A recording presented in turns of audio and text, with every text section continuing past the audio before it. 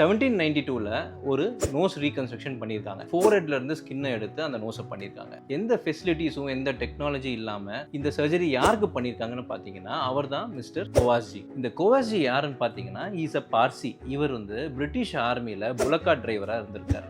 இந்த third Anglo Mysore வார் நடக்கும்போது இவர் வந்து திப்பு சுல்தான் கிட்ட மாட்டிக்கிட்டார்.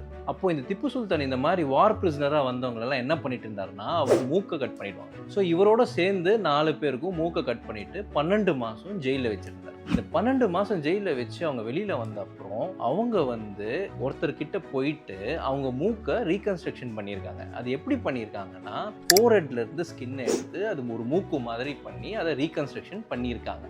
இந்த டெக்னிக்கு அந்த டைம்ல தான் கண்டுபிடிச்சாங்களான்னு பார்த்தீங்கன்னா இல்லை. இந்த டெக்னிக்கை சுஷ்ருதா சமிதாங்கிற ஒரு ஏன்ஷியன்ட் டெக்ஸ்ட் புக்லேயே இந்த டெக்னிக் சொல்லியிருக்காங்க. ஆனால் இவருக்கு அந்த டைம்ல யார் பண்ணதுங்கிற டாக்குமெண்டேஷன் இல்லை. ஆனால் இவருக்கு இந்த சர்ஜரியை பண்ணது மெட்ராஸ் கெசட்லேயே பப்ளிஷ் ஆயிருக்கு.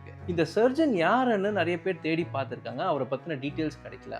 ஆனால் இவர் குமார் அங்கிற ஒரு கம்யூனிட்டியில இருந்து வந்திருக்கார். இந்த குமார் கம்யூனிட்டி யாருன்னு பார்த்தீங்கன்னா பானைகள் பண்றவங்க தான் இவருக்கு இந்த நோஸை ரீக்ரியேட் பண்ணியிருக்காங்க. ரொம்ப சர்ப்ரைசிங்கா இல்லை, ஒரு அனஸ்தீஷியா இல்லை, இன்ஸ்ட்ருமெண்ட்ஸ் இல்லை, ஒரு பானை பண்றவங்க நெத்தியிலேருந்து ஸ்கின்னை எடுத்து ஒரு நோஸை ரீகன்ஸ்ட்ரக்ஷன் பண்ணியிருக்காங்க.